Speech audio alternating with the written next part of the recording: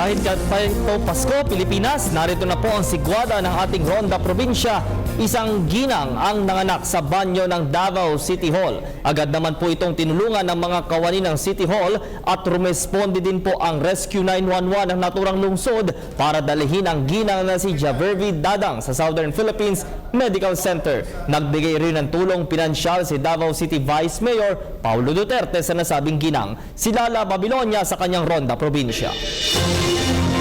Nabigla na lang ang empleyado ng Davao City Hall na si Yvonne nang mabalitaang may babaeng nanganganak sa banyo ng sangguniang panglungsod ng Davao. Buti na lang registered nurse siya, kaya hindi nagdalawang isip si Yvonne na tulungan ang babae.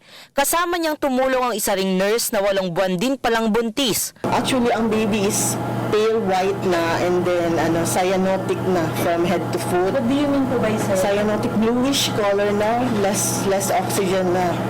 Oh, no more oxygen na talaga yun. So, yun na, try ako by gravity, try ko siya in-invert and then haplos na lang. Tapos nag-drain na yung fluids. First cry ng baby, medyo nag-pinkish siya halfway.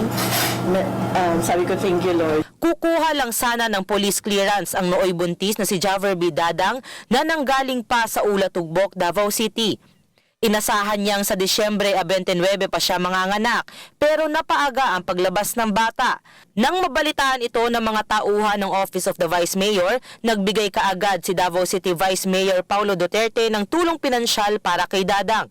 Rumisponde rin agad ang 911 para dalhin si Dadang sa Southern Philippines Medical Center.